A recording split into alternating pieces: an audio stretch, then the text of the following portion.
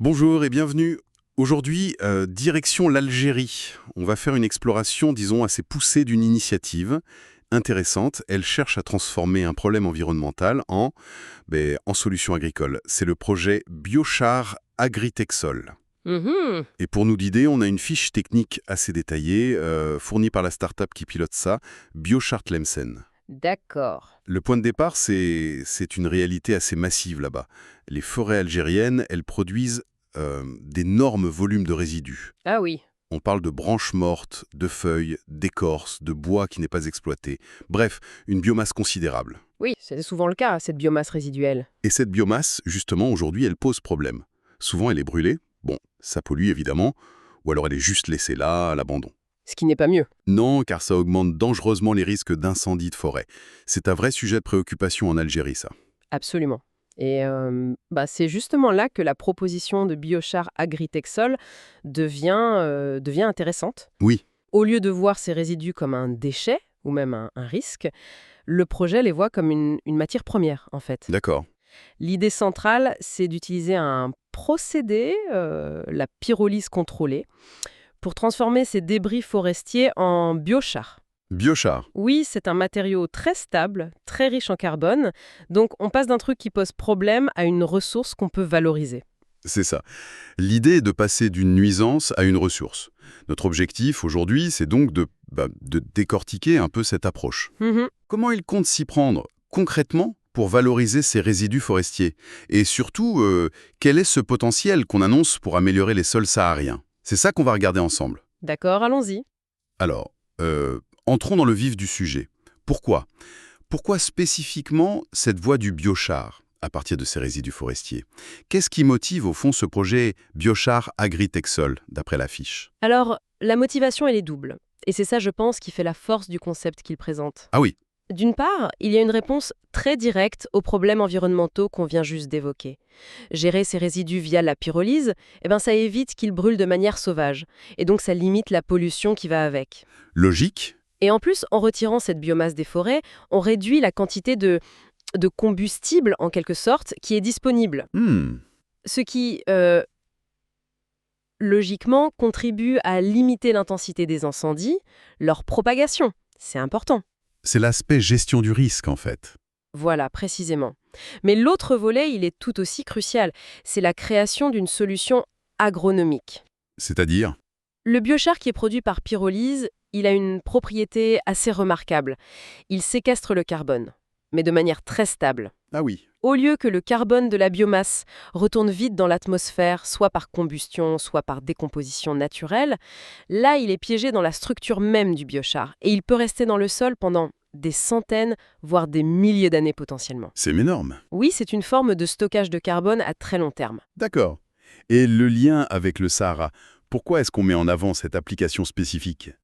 Parce que les sols sahariens, qui sont typiquement sableux, ils sont confrontés à des défis majeurs, hein. Ils sont pauvres en matière organique et surtout, ils retiennent très mal l'eau et les nutriments. Oui, c'est le problème classique des sols sableux. Exactement. Or, le biochar, grâce à sa structure qui est extrêmement poreuse, faut imaginer une sorte d'éponge, mais à l'échelle microscopique, eh bien, il a démontré sa capacité à améliorer considérablement ces deux points faibles. L'eau et les Et nutriments. c'est ça.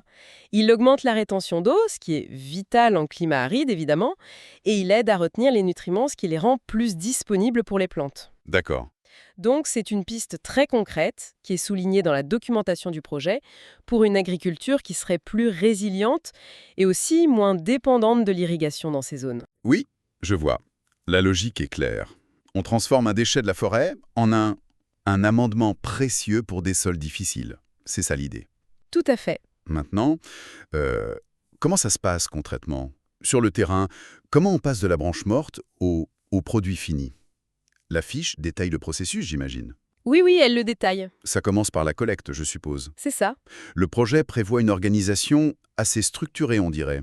Ramassage en collaboration avec les services forestiers, mais aussi, et ça c'est intéressant, en impliquant des coopératives locales et des jeunes ruraux. Mhm. Il y a une dimension sociale qui est affichée dès le début, quoi. Ces résidus ensuite sont séchés et triés. Oui, et ce point de la collaboration locale, il est intéressant. L'affiche insiste pas mal dessus. On peut imaginer que ce n'est pas juste pour faire joli. Non, sans doute. Organiser la collecte dans des zones qui sont parfois difficiles d'accès, ça demande une bonne logistique. La fiche parle de camions légers, de points de stockage, Oui, mais ça demande surtout une bonne coordination avec les acteurs locaux, ceux qui connaissent le terrain. bien sûr. Et puis, impliquer les jeunes, les coopératives, c'est aussi une façon de créer de l'activité économique dès le départ, dès l'amont de la chaîne. Tout à fait. Une fois que cette matière première est collectée, séchée, triée, on arrive au cœur du processus. Oui. La pyrolyse contrôlée. Exactement. La fiche technique parle de four adapté. Il chauffe la biomasse entre 350 et 600 degrés Celsius. Et le point clé, c'est que ça se fait avec très peu d'oxygène. Oui, et cette condition de faible oxygène, elle est fondamentale. C'est ça qui fait la différence entre la pyrolyse et une combustion classique, un feu normal, quoi. D'accord. C'est le biochar, un liquide qu'on appelle l'huile de pyrolyse ou biohuile, et un gaz, le gaz de pyrolyse ou syngaz. Et ici, l'objectif, c'est le solide, le biochar. Voilà, ici l'objectif est de maximiser la production de ce biochar. La fiche mentionne une capacité pilote pour démarrer 5 à 10 tonnes par mois. C'est un début. Et elle souligne l'autre aspect intéressant, ce processus y génère aussi de la chaleur et ce fameux gaz de pyrolyse. Qui sont eux-mêmes combustibles. Mhm. Et ce qui est plutôt astucieux ici et que la source relève bien, c'est que ces coproduits énergétiques ne sont pas forcément perdus. Ah. Le document suggère qu'ils pourraient être récupérés et puis valorisés, par exemple pour préchauffer la biomasse qui entre dans le four, ou même pour produire de l'électricité sur place. Ah oui, d'accord. Ça renforce l'efficacité énergétique globale du processus et donc sa viabilité économique aussi. C'est une sorte de boucle vertueuse qui est intégrée dès la conception technique. Malin. Après cette cuisson dans le four, si on peut dire, le travail n'est pas tout à fait fini. Non, non, il y a une étape de post-traitement qui est importante. Le biochar, il sort très chaud du four. Il faut le refroidir attentivement, à l'abri de l'air, sinon il peut s'inflammer tout seul. Ah oui, quand même. Oui.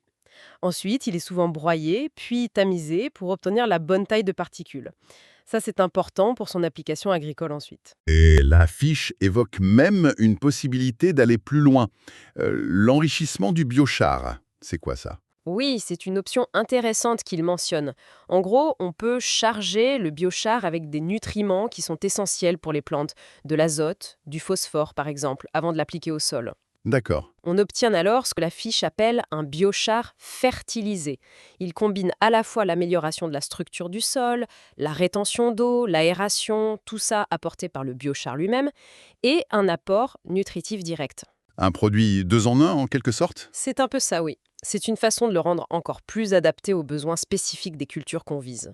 Si on prend un peu de recul, ce processus décrit vraiment une chaîne complète, hein, de la forêt Mm. jusqu'au champ de l'agriculteur. Exactement. Ce qui ressort fort de la description du projet, c'est cette volonté de mettre en place une véritable filière circulaire locale. Circulaire, oui. On part d'une ressource locale, les débris forestiers, qui aujourd'hui est un problème ou en tout cas sous-utilisé,